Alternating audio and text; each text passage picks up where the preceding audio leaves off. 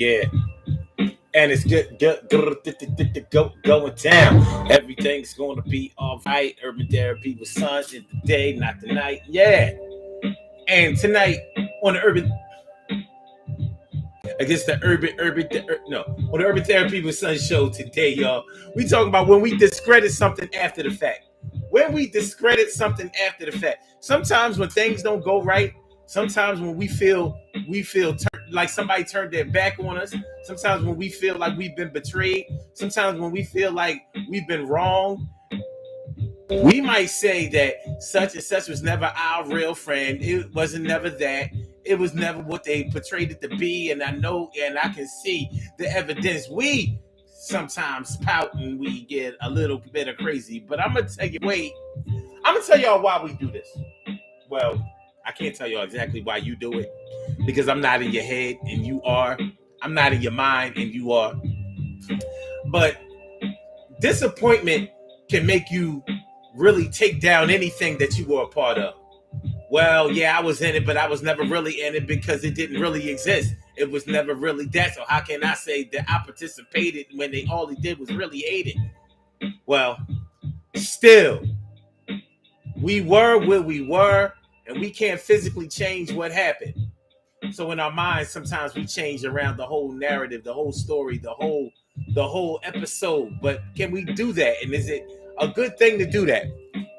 You know, when when friendships end, when marriages end, when relationships end, there's a tendency for us to discredit the whole thing.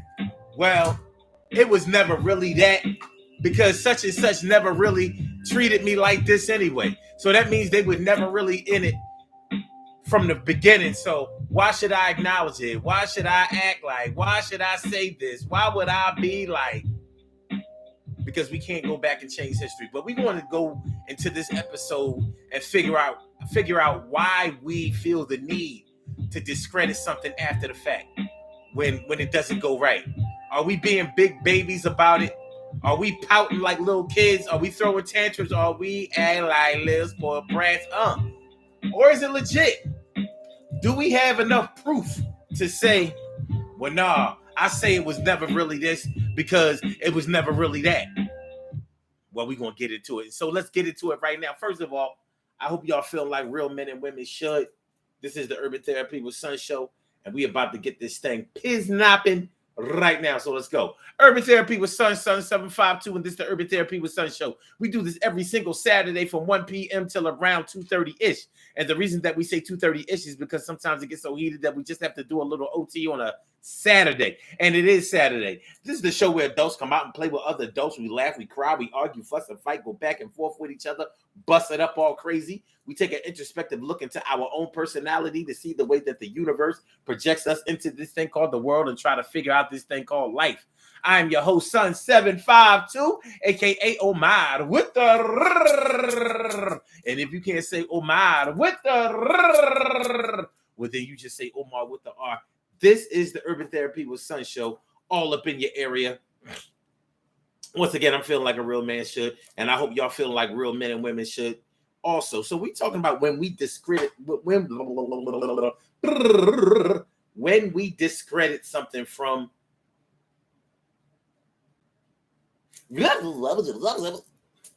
See, I must have never really prepared for this show because if I did, okay. When we discredit something after the fact. When we discredit something after the fact. So we say that something never was because it's not now. It's not happening now. It may have been happening before, but when it was happening before, it must have been all of a fake. It must have been all of a fraud. It must have been all of a phony. It was fugazi. Let's go right into it. Each and every one of us has been in love before. And each and every one of us probably has experienced what it was like for love to end. And none of us are probably satisfied with the details of that ending of that relationship and that love when it ended. So some of us, one of us, two of us, most of us, all of us may have said at one point, well, Yeah, I was in love with them, but they weren't in love with me. I know for a fact that they never really loved me because they never really loved me because I was this wasn't a real relationship. We was never in it to win it. They was never all in, and they didn't give it the all because they never really felt for me the way I felt for them. So they never was really in it when it.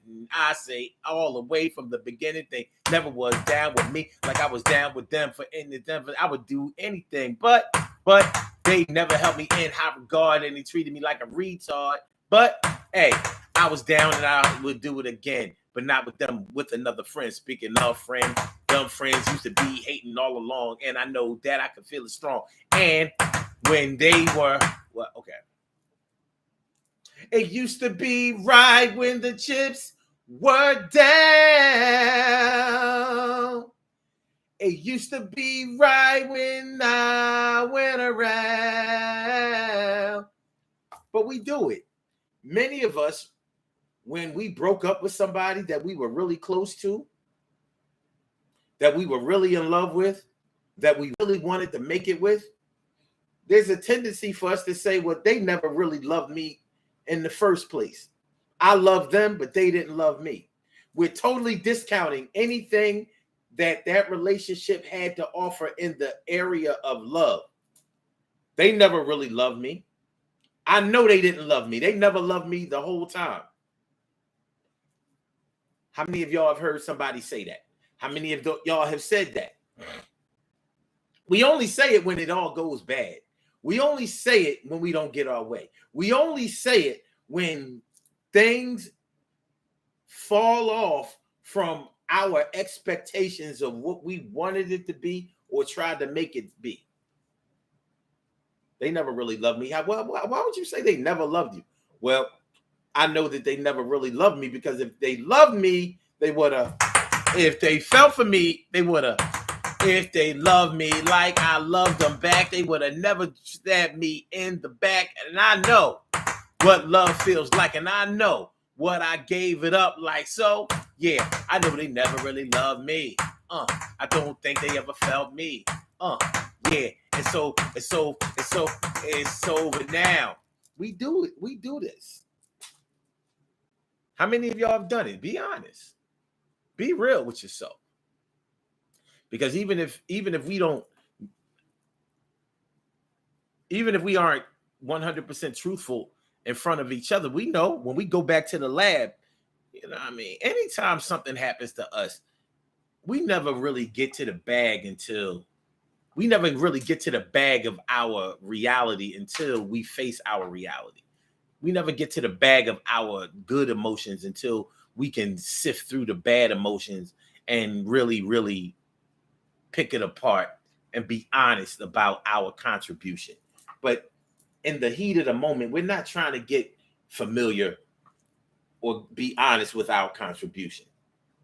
All we know is that we tried to be good to somebody and they were bad to us. Okay. And that's okay for us to feel that way. But what makes us take away everything that happened before?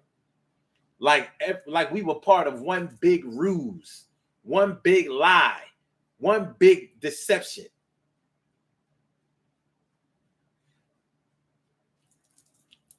Honestly, something like this can make us question our judgment, question our decision-making ability, question our willingness or readiness to bring people into our lives. That's not a small thing. It's really not. When you have to question, well, am I a good judge of character? Forget about character. Do I have what it takes to invite people into my world, my life, my heart, my love, my family, my children, my money? Do I have what it takes? Am I ruled by, or am I governed by something that's worthy that is reliable, that is stable, that is good, strong, sturdy? Or am I governed by oh, wow, hey, your hair looks nice. Oh, you got a fatty. Oh, my God. You make my heart sing. Or, oh, look at your muscles. I like that bald head. Oh, you got it going on, brother. Truth of the matter is, everybody likes compliments. But do we allow that to let us take down our guard? Let our guards down to whereas we'll just let like while we here kicking it with this cutie, the robbers and the predators are sneaking in the back, robbing me the whole time while she gassing my head up, making me think I'm gonna get some ass, or making me think that I'm her boyfriend. Meanwhile, I'm losing everything. My kids are being hurt. My family's in jeopardy. My money is gone. My ability to have things in the future is damaged. All because Shorty was up. This voluptuous cutie was all up in my face, making my dick hard. Huh?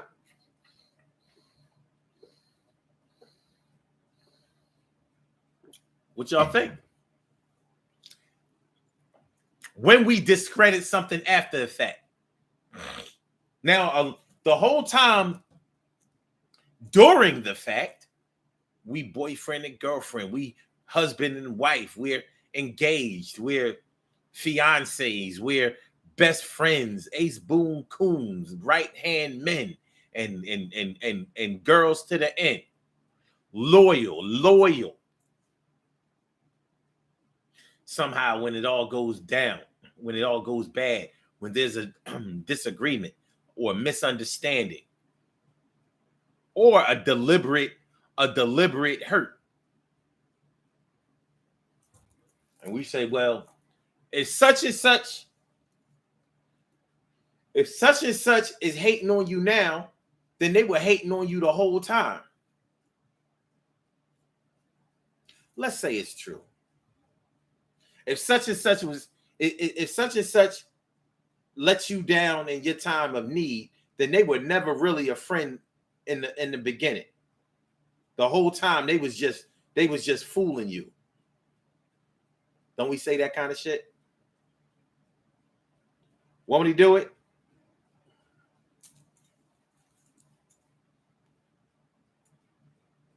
If they turn your back, or if they turn their back on you when you really needed them the most, then they was never your friend the whole time. If they talk bad about you the way that they talk bad about other people, they was never your friend the whole time. Well, how come you didn't complain about it the whole time? How come you didn't feel it the whole time?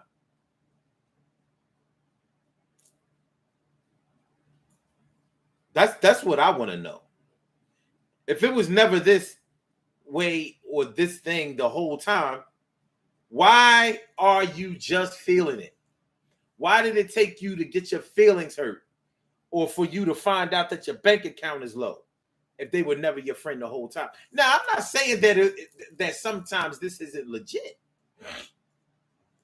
I'm not saying that sometimes it's not legit. If somebody has been stealing from you from the whole time you've been dealing with them, and then when you didn't have any money no more, then they kicked you to the curb.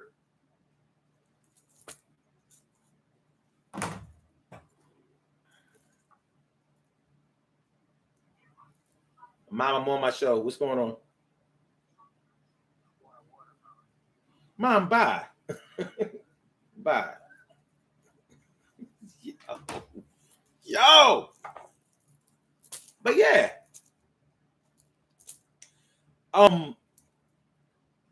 There are times when it's legit. There are times when it's legit.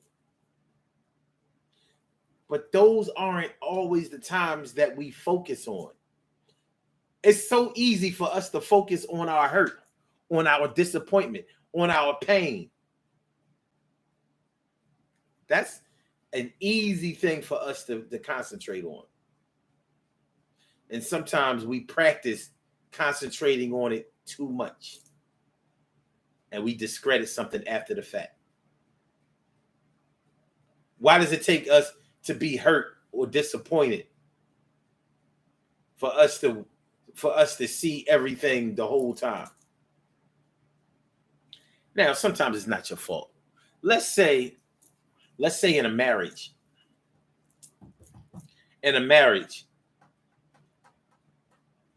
Okay. In a marriage, your spouse was cheating on you the whole time. Blatantly cheating on you. Not only were they cheating on you, but they were having kids outside of the marriage. Listen, man, I saw this episode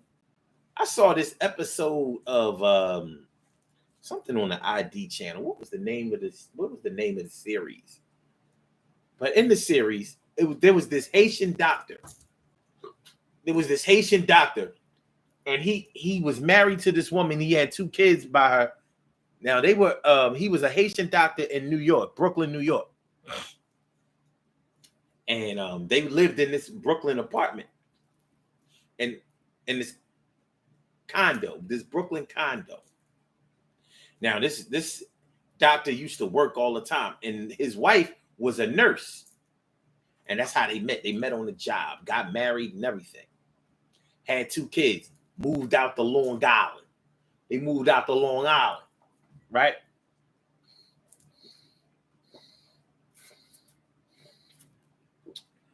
The doctor worked all the time, got his cake together, moved out to Long Island. Family was thriving. It was all good, but he worked all the time. He was always on call. Come to find out that he had a whole other family. He had a whole other woman that he was married to. And they had 2 kids. Now, remember, this doctor is Haitian. So the other woman that he was married to, she knew his family and everything. And they loved his other wife, the one.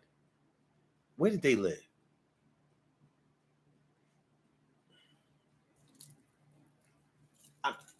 I can't. I want to say, all right. When he moved out to Long Island, he kept his Brooklyn condo, so he would be closer to the hospital because the hospital was in Brooklyn. I want to say that he lived in that flat with his other wife, but I can't say that. No, they had a house in Jersey. They had a house over in Jersey. So this man had a whole other family structured just like his initial family. And his family from Haiti knew about both of them. But mostly they knew about the one in Jersey because she was from his village in Haiti. So they go way back. Sweethearts from Haiti. I want to say from their home country, but whatever. So this man gets hit by a car. He gets hit by a car, and while he's in the hospital being treated, that's how the wives came in contact with each other. But both of them were his legal wives. He was legally married to both of them. But here's the kicker. His wife that he lived in Long Island with,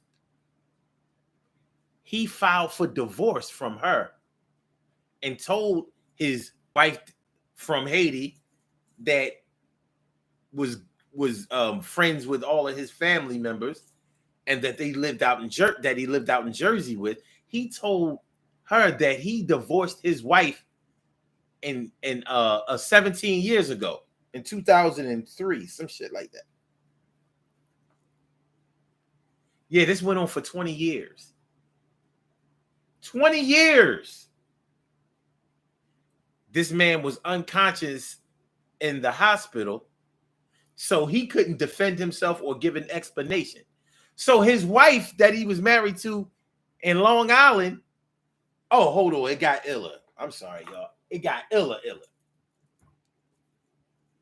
His wife in Jersey from Haiti was able to produce a marriage certificate between him and her. So she was able to make the decisions, the medical decisions about his treatment. And then the boy died. He never regained consciousness. He died. And so his Haitian wife got all of the assets, all of the benefits. His Long Island wife had to go in and prove that she never signed a divorce decree. Because this man had got somebody to forge her signature saying that he was divorced. So he was living as a married man with her, but he had legally divorced her without her knowledge. They didn't even have any problems in their marriage, according to her. She said that we were happily married. We have children. She wasn't able to attend the man's funeral. It was crazy. But she was able to prove that someone forged her name on the divorce decree, and that effectively pushed his other wife out of the picture, his Haitian wife out of the picture, because she could never be legally married to him if he never legally divorced his first wife. So take this whole crazy situation into consideration. By the way, the Long Island wife, she was like, listen, I'm not going to take away his Jersey home, even though she had every right to. I'm not going to take her house away from her and her kids. But they also had a Brooklyn property that went to the Long Island wife. She was like, nah, she ain't getting none of that. She pushed me out when she claimed that I was divorced from him. So now she going to get some of this work too. They tried to kill the wife. All right, the bottom line is this. That man obviously did some snake shit. He obviously did her dirty, did her wrong. But does that mean he never loved her? Does that mean he was never a real husband to her? Because he was. By her own admission, we were happily married. We were a happily married couple with a family. We were thriving. We were doing well. That was my husband. I loved him. I still love him. She could have easily taken the route that he never loved me. He never cared about me. Look how dirty he did me. Well, interestingly enough, as more of a background story about the boy, he came from Haiti. He came from a family of 23 children. So whoever his dad was, he was sticking the moving the stick, and he was pulling out, doing a dick, and I doubt if they all had the same mom. Yo, he was like dickemdown.com, dickemdown.com, dickemdown.com, dickemdown.com.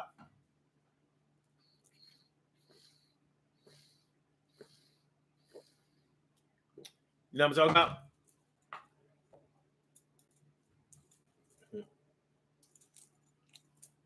No, it says that's some Haitian Young and the Restless stories. Yo, that was great. It was crazy. Crazy. That man did a job.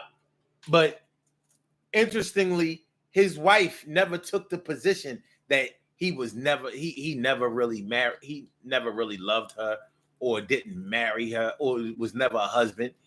Even though he worked all the time and, he would miss practices, the kids' practices and rehearsals and things like that they had going on.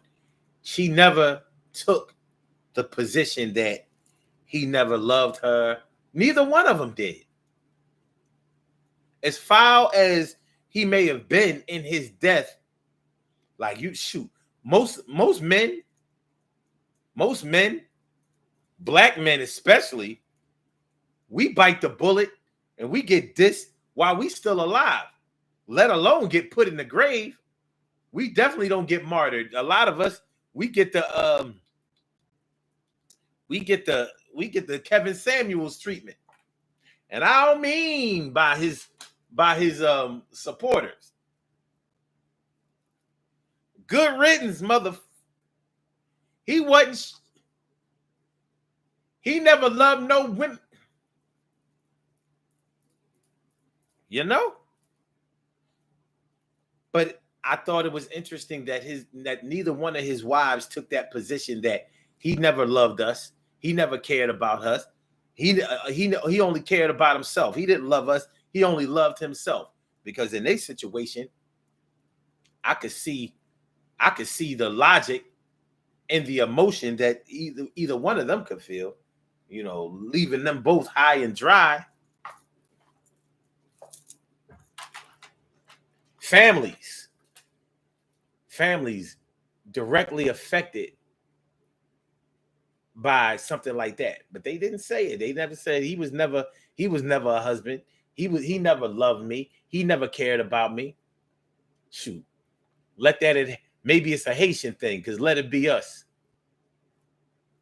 That nigga never loved her. He never cared about her. He never gave a shit about her, his kids, his family, his life. He didn't care about none of that. He's nothing but a narcissistic bastard. But all after the fact. I was thinking, maybe neither one of them discredited him after the fact, because during the fact, he financially held both of them down. One had a crib in Jersey, and we talk about North Jersey. Y'all know how expensive that can be. If you don't, let you know. North Jersey ain't sweet like that. South Jersey, you can live. North Jersey, you got to have that dough. That's the alternative to New York. Jersey City, Patterson, the oranges, north, south, east, and west orange, the burbs of Jersey, really, and it's really like the burbs of New York. What's going on, T. Carey? Right, morning, noon, and night. It's always great to have my peoples going directly into your site. And Robbie Ming, my big sis, doing the thing. She's something like a queen for a king. And Stacy White, thanks for coming through the day, not the night. And Norris Hill, my brother from another Norris Hill. Sit back, relax, do your thing, max and chill. And Tadashi Zinwa, I don't know if I'm saying it. Oh. Hello from Russia, my American friend. Well, what's going on, Tadashi? Thanks for coming through. Appreciate me some you. So yeah, when we discredit something after the fact, make sure y'all hit that like button, y'all. Make sure that y'all share the show. Make sure that y'all subscribe to the channel if you haven't subscribed to the channel yet. This is the Urban Therapy with Sun Show. I'm your host, Sun752, and we are talking about when we discredit something after the fact. Now, when we're talking about in the area of love, it's easy for us to discredit something or discredit someone as not being authentic, real, or involved in the way that they should have been involved when things break down. But are we doing the right things by ourselves and to ourselves when we do that? Is that a good look? Are we summoning the wrong karmatic energy? Are we summoning the wrong karmatic energy when we discredit something after the fact? Because if you take how we discredit friends and lovers and family members, if we take the way that we discredit them or their involvement when things go bad, what if we take a look at if somebody did that to us? And some of us may have had it done to us. How many of y'all have children who told y'all, you know, all right, let me break this down. How many of y'all have experienced children, maybe spoiled brat children, maybe privileged children, but definitely disappointed children who try to tell you that you was never a real mom or a real dad after they don't get their way, after they are disappointed, after they are angry, after they find out something and they process it in a way that isn't healthy? How many of y'all have ever been told that? You was never a real mom to me anyway. You was never a real dad to me anyway. You wasn't no father. You wasn't no mother. And even though we may understand why our children are doing that, or why they did that, or why they do that, it doesn't always take away the hurt and the pain. Like, how could you open your mouth to say something so ridiculous? What do you mean? I wasn't never no real parent to you. I wasn't never your real dad. Shit. I mean, some women have actually told a man, well, you wasn't their real dad. Like, you physically, you ain't their dad. All after the fact. Never told you that when the money was flowing. Never told you that when they were of being taken care of age.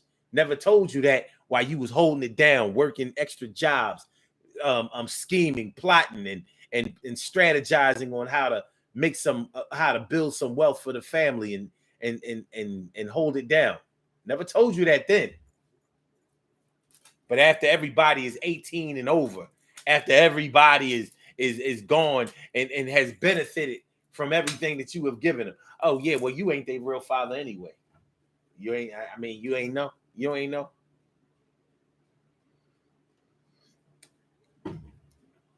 One of those things where maybe you should have took that to the grave, shorty. That wasn't a good decision. But forget about that. What about when somebody tries to discredit your involvement, discredit your contribution to something? How does it make you feel? Is it right? You know, on some real shit, it amazes me sometimes how easy it is, how easy it can be to look at the results of a situation and make an assessment about the results of something, especially when it don't go down the way we wanted it to go down. So it's like we see somebody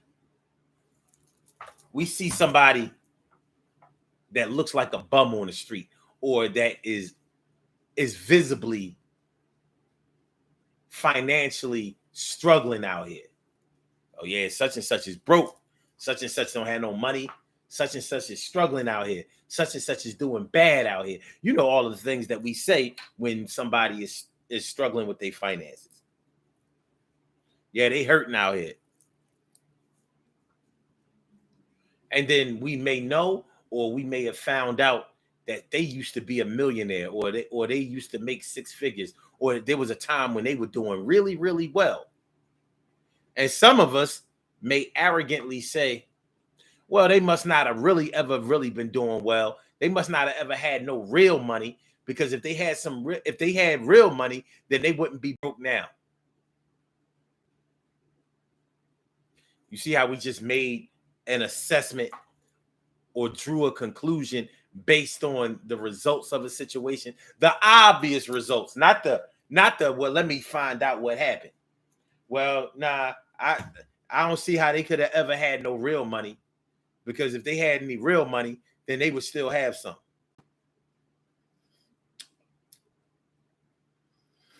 You know, people do it all the time. Some of us may have done it ourselves. They must not have been really paid. If they was really paid, then they would have some money left over somewhere. They wouldn't be out here like a broke bum begging in the streets.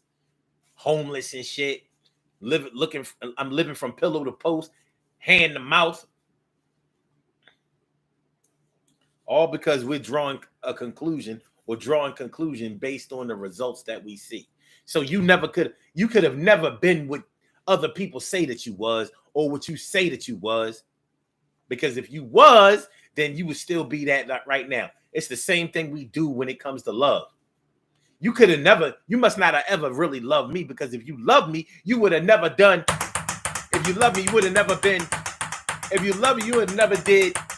If you love me, if you love me, if you love me, if you love me, if you love me, then you wouldn't have. We say it all the time. Is it real, Flash? Is it right? No, it's not.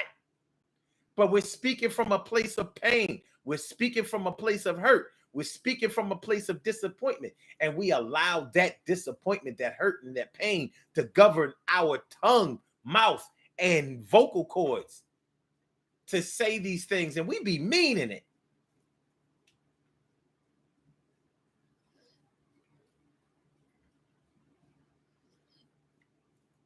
How do you physically take away somebody's accolades and history because you mad at him now? Yo, you didn't fix my car right. You must not have been no real mechanic. You ain't no real mechanic. I'm telling you, this dude used to be able to listen to your car over the phone and assess the problem over the phone. He would have you go get the parts. If you called him on the telephone, he would listen to your car on the telephone, tell you to go to the store and buy these parts. And damn if that wouldn't really be the problem with your car, and he would fix it. Yeah, well, yeah, he must have got lucky sometimes. He must have got lucky those times, because he ain't no real mechanic. Look, he messed up my car. Look, my car still ain't running. Look, I had to go to another mechanic. You can't take away what somebody else has done or what they were, but we do it after the fact. After the fact. Well, if he was a mechanic, or if he was an electrician, or if he was a plumber, if he was a real mechanic, electrician, plumber, carpenter, whatever, then why he wouldn't be doing this for this cheap? He wouldn't be a bum. He wouldn't be stinking. He wouldn't be homeless. He wouldn't be struggling. He wouldn't,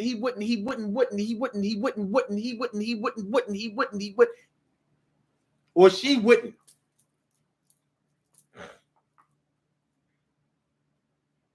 We do this. How many of us do this?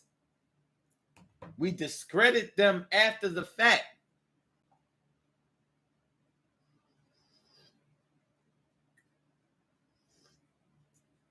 What are we doing to someone when we discredit them after the fact? What are we doing to ourselves or for ourselves when we discredit something after the fact? What's going on? Holla at your boy. Stacey White says, I would never fix my mouth to tell my mother I hate her. I hate her. These kids today say that. No, those kids back in our day said it too. I heard them say it. And some of them still say it. She wasn't never really a mother to me. He was never my father. He was never in my life. So he was never a father to me.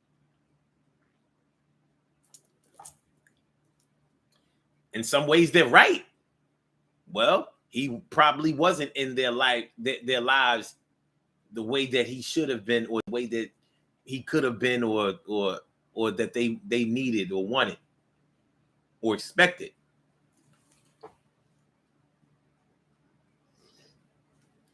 There can be reasons for it, and maybe those reasons can or can't be discounted, or can or can't be understood, can or can't be reasoned with. How many times have we heard people say, well, if you really loved your kids, and if you really cared about your kids, you would have fought to see your kids? Don't tell me you ain't heard nobody say this. If you really loved your children, If you was a real man, if you were a real father, you would have made sure that you saw your kids no matter what. You would have made sure that you provided for your kids no matter what. You would have made sure that your kids had a father in their lives no matter what. Tell me you ain't never heard it. Tell me you ain't never said it. Because we get up when it all falls down. When we get up and when it all falls down.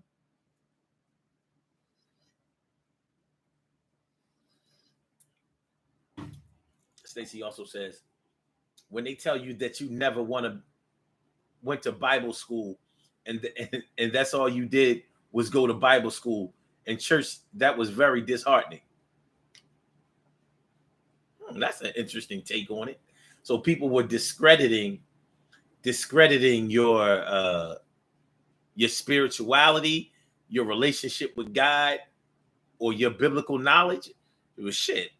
If you want to prove to somebody that you know the Bible, you know what I mean? All you got to do is start talking about the Bible. It ain't that hard, but I understand what you're saying. But that's a little different than what we're saying.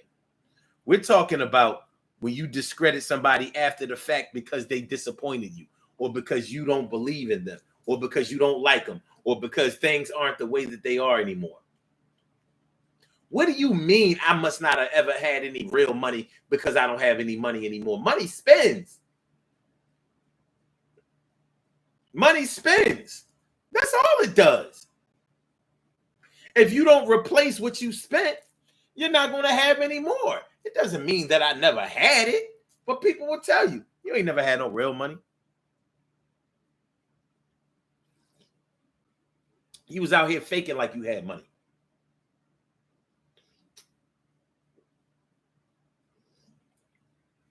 You was pretending. Fake, phony, fraud. Perpetrating a fraud. Robbie Ming says, I know what my mother went through raising her kids. Now I would tell my father that he was never really a father. Well, there you have it. At least you're being honest. But what we're really saying is you were never really a father based on what my needs were or what your obligation was or what your opportunities were. I'm not saying that it's never legit, because you were probably saying I don't know what your involvement or what your dad's involvement with you was, but you probably noticed that your dad wasn't around growing up. And if that's the case, I get it. But you weren't discrediting his fatherhood after the fact. Maybe the whole time you was like, well, where's my dad? How come I don't have a father figure in my life? Why do I have a living father that I don't know where they live? What's up? Well, I don't want to assume that was your situation. I'm just giving an example. I'm talking more about when your father was there. You saw the effort that your dad put in, and maybe you were resistant to your father's efforts to try to build a relationship, form a relationship with you, to be in your life. You know how teenagers are. We rebel against our parents, especially dads. Well, how many times have we heard this? Well, he wasn't there in the beginning years, in the younger years, so don't try to be there now. You wasn't no father before. Don't try to be no father now. So he didn't see you. Maybe he didn't see you take your first steps or hear your first words, or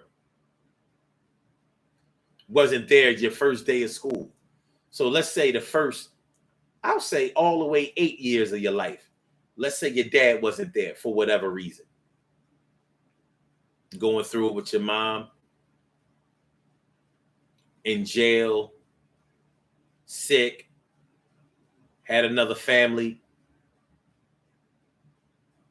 wasn't informed about your birth in the first place, or wasn't happy about it. Maybe he wanted your mom to get an abortion and she refused, and they lost contact because of that. So my thing is always better late than never. But some people might say, you weren't there in the first 5 to 10 years of somebody's life. You can forget it. And I'm like, what? No. You don't forget it at that time.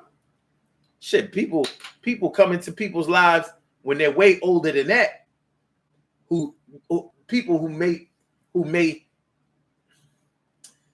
who should have been in people's lives come into their lives way later than that and are still appreciated for it. You mean to tell me that because you missed the single digit developmental years of a child's life that you can't call yourself a father if you come into their lives later than that? Well, I disagree. And I'll just say that I disagree. Speaking of disagree or agreeing, if y'all would like to call into the show and give your 2 cents, comment. If you have a story to tell, if you know of a situation where we have discredited something or someone after the fact, I invite you to call in. And the number to call is area code 319-527-6199. That's a number to call instead of 319-527-6199. Yes, y'all. I said a 319-527-6199. Yeah, get on the line. I said a 319-527-6199. Yeah, get your shine, baby. 319-527-6199. Press number 1, and that will let me know that you would like to speak. And then I will call you out by the last 4 digits of your telephone number. You can rock on and do the damn, do the damn thing. Narsil says, as Stacey White, spiritually, morally bankrupt people do all they can to deflect from being seen for who and what they are. And he also says, with that, God knows my heart bullshit. Stacey says, my childhood so-called best friend, she was trying to control my life. My eyes were open. She was never my friend.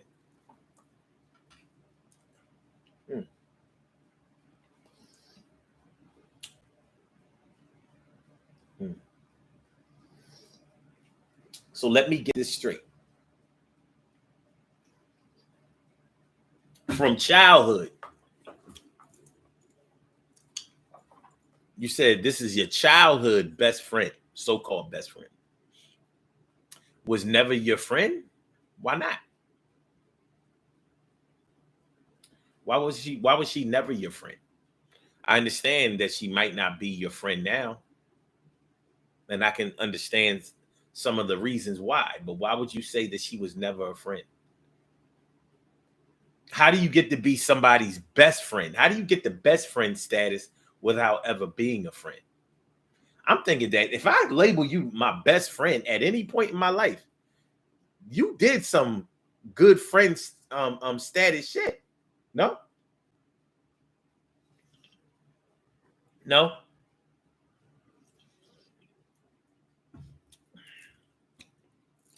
Let me know.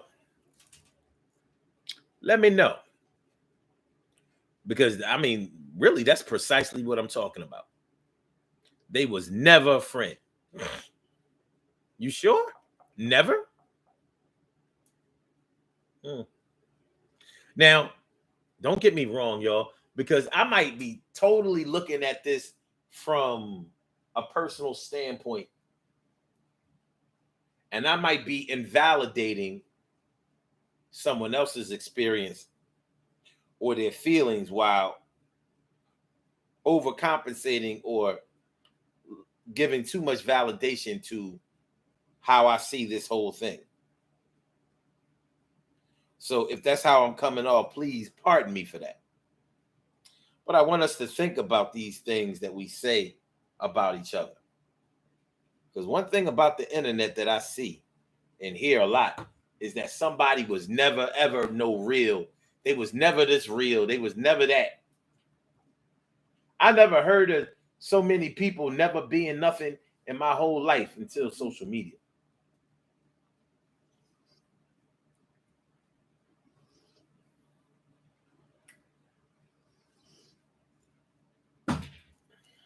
But there's just some things that I take issue with.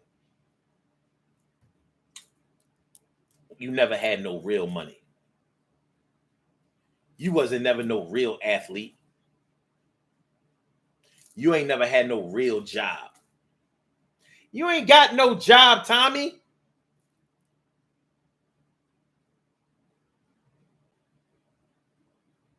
Speaking of which, how many of y'all have ever worked on a job that somebody else didn't respect and they told you that you need to get a real job?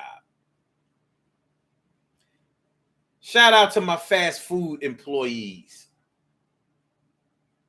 Shout out to my fast food employees, because I know they got to hear it from their family all the time. You need to get a real job. You ain't got no real job. Flipping burgers and dropping fries.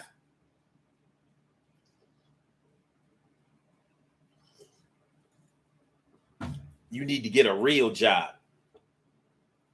Nobody tells the waiter at Ruth Chris that he need to get a real job. But that fast food worker, you need to get a real job. You ain't making enough money. You need to get a real job.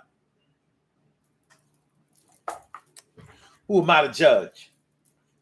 Who are you to judge? Who are we to judge?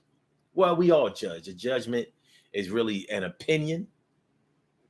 But when that opinion is swayed because of our disappointment, our hurt, well, how can we validate something when we've invalidated ourselves? That's what I want to know.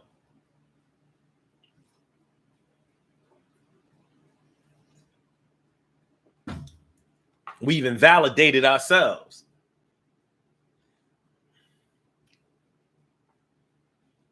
So what gives us the power of validity? The power of validity. Once again, make sure y'all hit that like button. Make sure that y'all share the show. Make sure that y'all subscribe to the channel if you haven't subscribed to the channel yet. This is the Urban Therapy with Sun Show, and we're talking about when we discredit something after the fact. When we discredit something after the fact. You wasn't no real.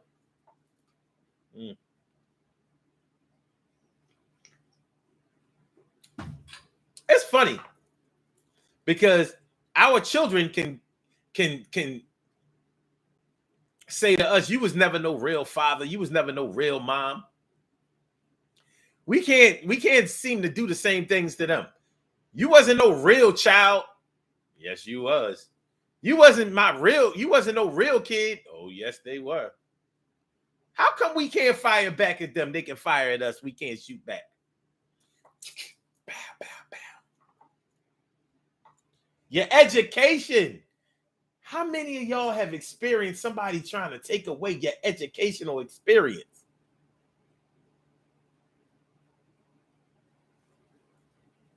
You ain't go to no real school. Shout out to my people. Shout out to my people who take online classes. Very popular these days. But I know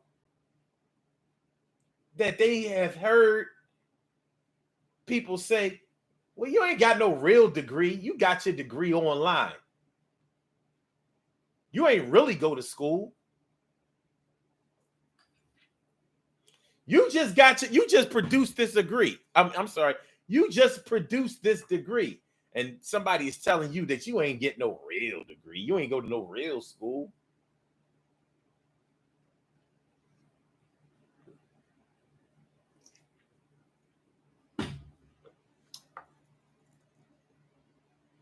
If you have taken your time out from your busy adult schedule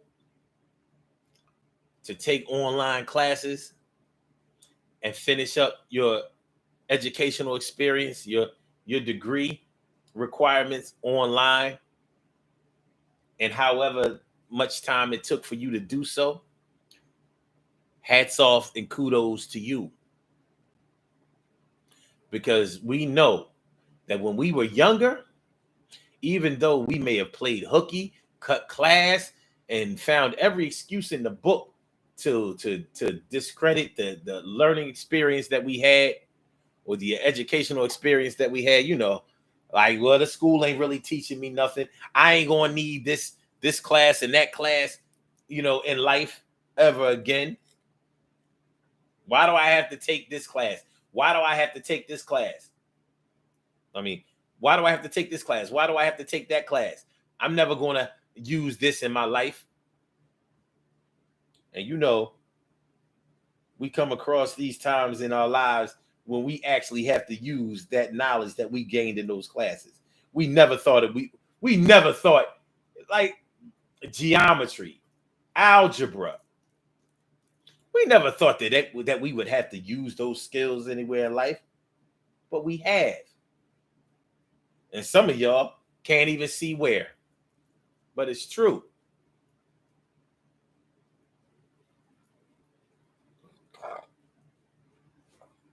It's true.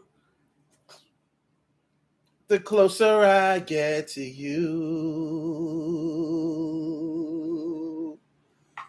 the more you make me see. Siobhan, what's going on? Oh, look at this. Well, hold on.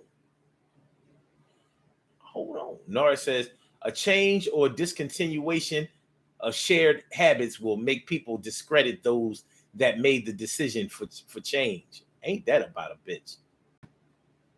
So because I don't approve of you, I'm going to discredit all of your efforts, your contribution, and everything. I don't fuck with you no more, so I ain't fucking with what you do. Siobhan says, wait a minute, I lost my place. Siobhan says, oh my God, yes. When I got certified as a massage therapist, that didn't go over well with my family. Oh, shit. Oh, so you was about to get your hustle on as a massage therapist. You was putting hands and feet on people.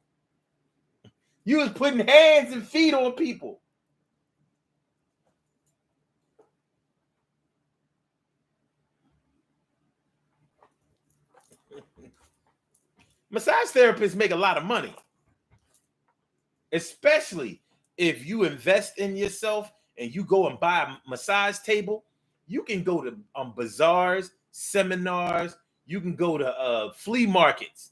Set your table up and get busy.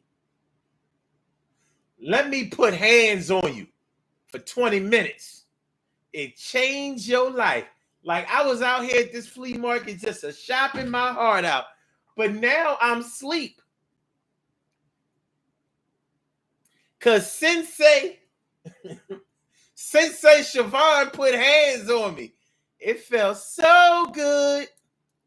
Yeah, it feels good. So you go to, you market yourself correctly. I mean, some people, listen, some people have that 9-to-5 mentality. They do not understand or appreciate or trust in your entrepreneurial acumen. So they'll tell you, yeah, because you have a guaranteed check coming in every other week to your direct deposit, that you just out here on a wing and a prayer. Oh, we're halfway there. Oh, living on a prayer. Meanwhile, you counting stacks. You getting money. And you're learning to rely on yourself. You may even be building a network, having other massage therapists come under you. You said, listen, there are ways you can do this. But even if you don't do that, you're finding a way that gives you peace and financial stability that people are writing off as financial instability. You need to get a real job. Yeah, you can put your hands and feet on people. You can put hot rocks on people and hot towels. You can do all of that after you get off work. I'll feel your back. I'll heat your towels. I'll massage your shoulders too. After I get off from work, I'll place my rocks. My faithful client. Soon as I get off from work, I put hands on your baby. Yes, I will. Soon as I get off from my day job, I'll lay my hands. T. Carey Wright says, feet. I wish a Mickey would. Listen. Listen. A foot massage done, a back massage done with feet can do wonders for people. I know it. I know it for a fact.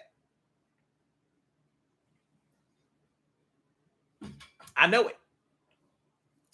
However ways that you reach a person's chakras and their pressure points and get them to relax, and I mean, hey, massage therapy is real.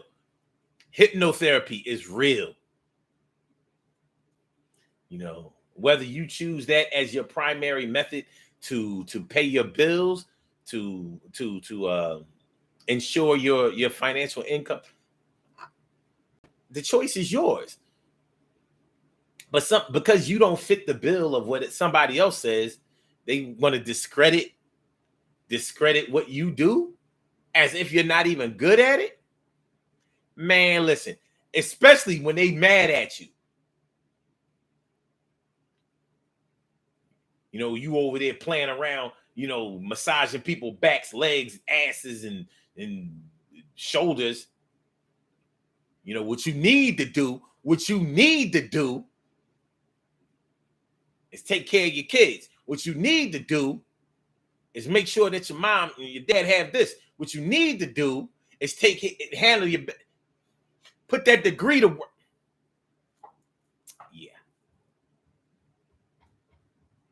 Yeah.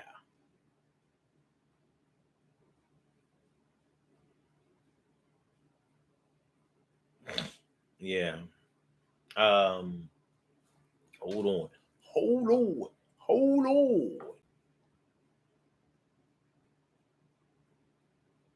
So yeah, when we discredit something after the fact, I think that we discredit ourselves, or we do ourselves a very bad disservice when we discredit someone else's efforts or contribution after the fact because we mad at them, because they don't love us anymore, or maybe they claim that they still love us, but they don't want to be with us.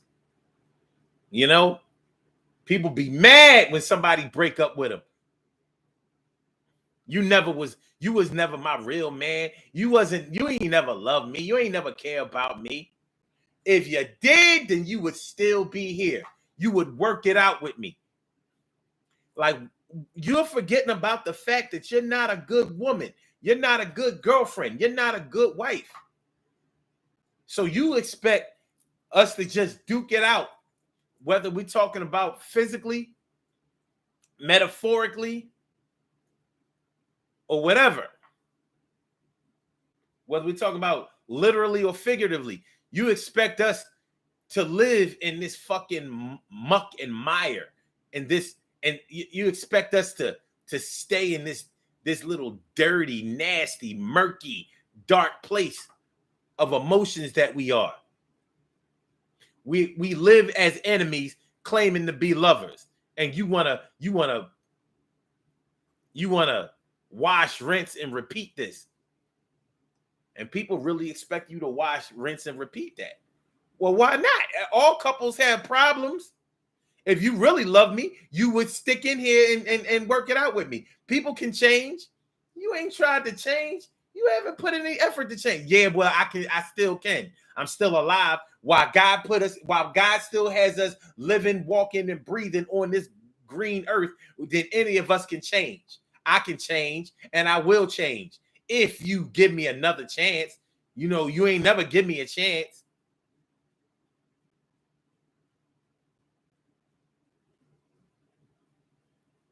I done gave you more chances than a Monopoly board. What is you talking about? I'm saying we was all young before. You know, I was going through something.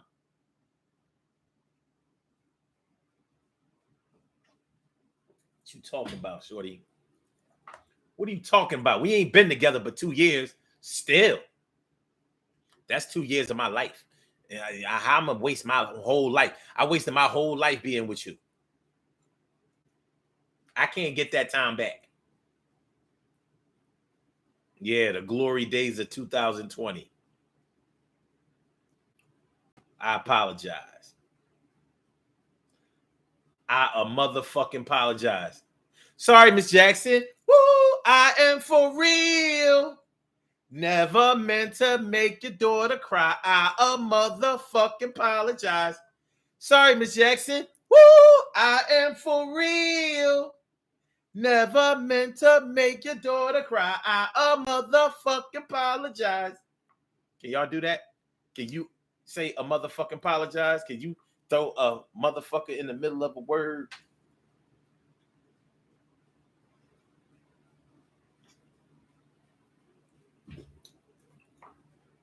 Stacey White says, Omar, I love my best friend.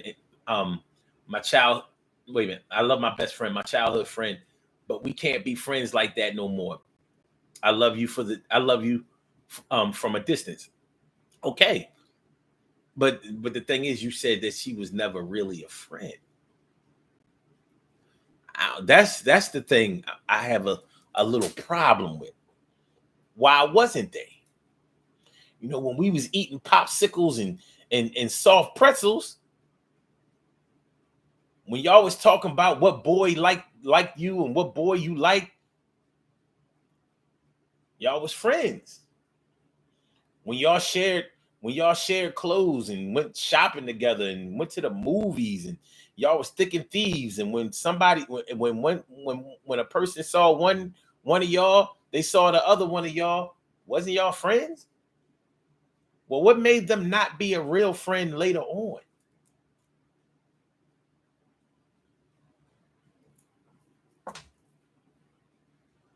What we doing?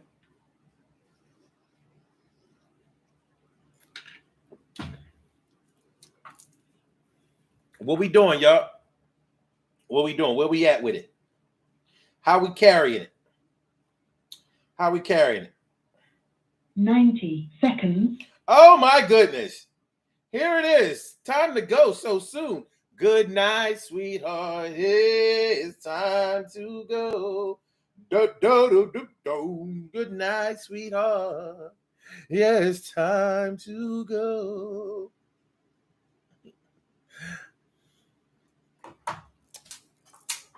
Well, hold on. Before we go to the birthday shout outs, I still want to wrangle with this topic for just a couple of more seconds, couple of more minutes, possibly. Like, why do we feel the need to discredit somebody after the fact? Why do we need to why do we feel the need to discredit our experience and the experience of others when we become upset by others? Why do we have to take it away? Does taking something away from somebody somehow give us something in return? Is there some type of emotional bartering going on? If I can take away from your good feelings, will it add to my good feelings? 10 seconds. Emotional math. Are we doing some emotional math? Stacey out here naming names. Her name is Lucinda Wilson. I mean Lucinda Green. You said ask her that question.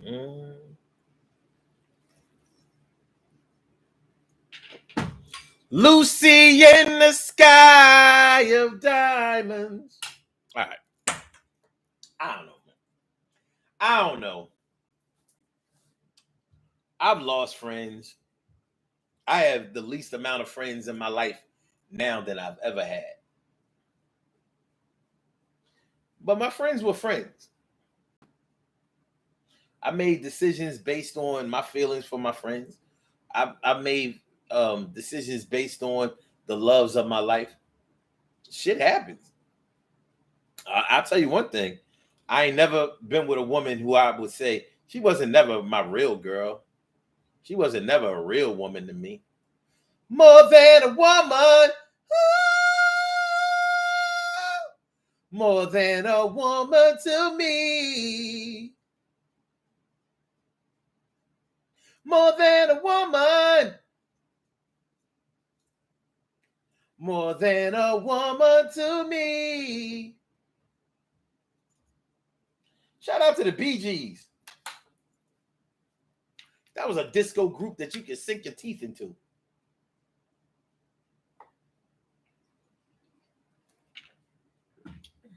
Huh? Come on, everybody sing. Hold on. Let me get the lyrics. Before we do these birthday shout outs, we're gonna do the do the lyrics to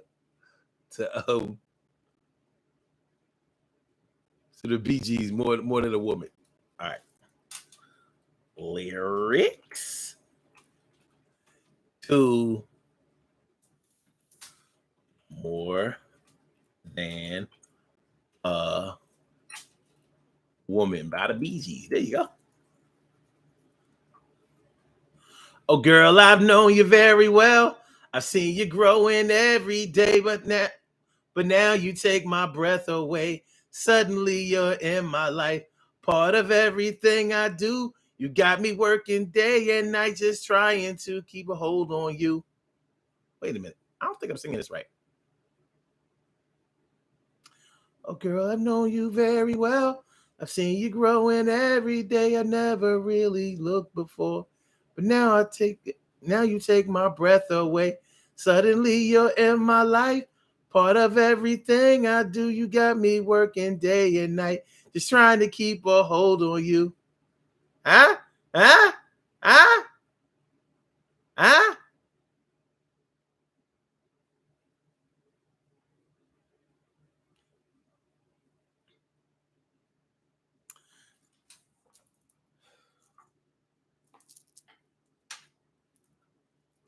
See, they won't let me play the song because then they'll bang the show. And we already at the end. They'll be like, because you used a copyright from blah, blah, blah, blah, owned by blah, blah, blah, blah. Your show, your audio is muted in 785 countries.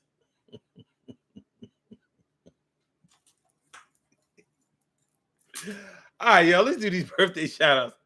We have some birthday shout outs to do. Some people were born on this glorious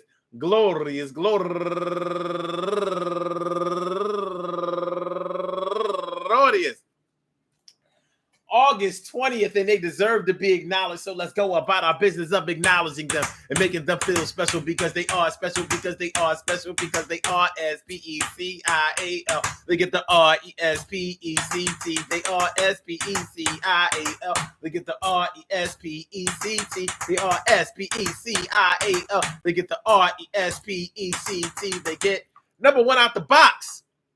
My man, going all the way back to the 1988. My man Tyrone Peterkin turning 51 years old today. Engineering and science graduate. That's my man. And also Michelle White turning 45 years old today. Happy birthday to you, Missy me. And Sarita Young turning 49 years old today. And my girl Go Getter, Tara All Smiles Anthony. All smiles, everyone. You're on Fantasy Island. And also Wendy T. Scott Wilson. Happy birthday to you, Wendy. And Regina Reg M. Wash turning 34 years old today. And Angie Peralta Acosta. Angie Peralta Acosta, turning 49 years old today. And Isabelis Liberato, turning 28 years old today. And Marie Carmel Marilis, turning 33 years old today. And Lawal Afusat, turning 35 years old today. And Daphne Kelly, turning 51 years old today. And Ruben Lasheen Turner, my man, turning 57 years old today. And George Davis, turning 46 years old today. And my girl, go-getter, Queen Keita Lene, turning 48 years old today. And my man's comedian Steve Oda Bastion. Happy birthday to you. And last but not least, my girl, Curvy Cowgirl down there in Texas, used to do a thing on Blog Talk. Angel Tucker Carr, turning 52 years old today. I want to say happy birthday to all of y'all and anyone else out there who shares this birthday on this glorious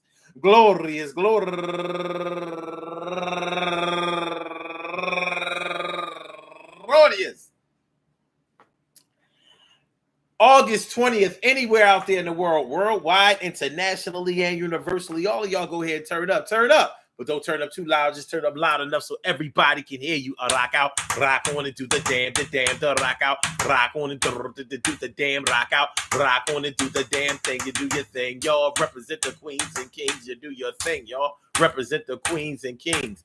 Good things happen to those who wait. Great things happen to those who grind. And anything can happen to those who go for theirs. So go hard, go for your. Go hard, go for your. Go hard, go for your.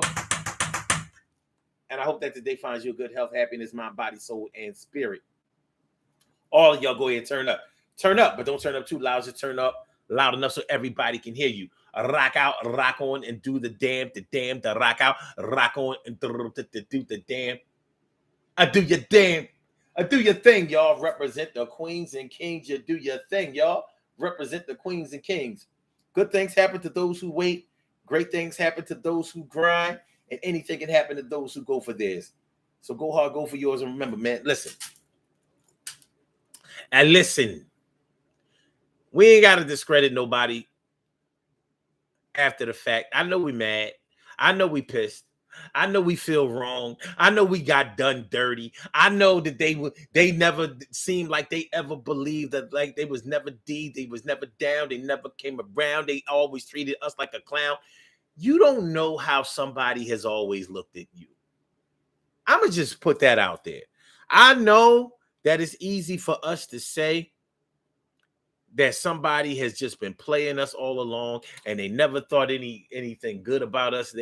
They never thought highly of us. But that's just the way that we feel when things don't go our way. And I don't want to say that we just mad because things didn't go our way as if we're just pouting or whatever, because you might legitimately feel that way. But the thing is, and you may have a lot of evidence to support that. What I'm saying is, regardless of all of that, man, we got to keep going. We got to keep making it happen out here. We got to get back on the horse, ride that thing out to the sunset. But whatever experiences that we had them. They was real. They was real. And the same way we wouldn't let anybody take away our accomplishments, we can't take away somebody else's contribution to our emotions, good or bad. You know, that's all I'm saying. That's all I'm saying. Love is love, baby. Love is love. All right. Peace to all my day ones, my everydays, and my brand news. I love y'all to death. Resuscitate y'all. I love y'all right back to life. Make sure that y'all hit that like button. Make sure that y'all share the show. Make sure that y'all subscribe to the channel if you haven't subscribed to the channel yet. All right. So Blog Talk, we're going to get you out of here.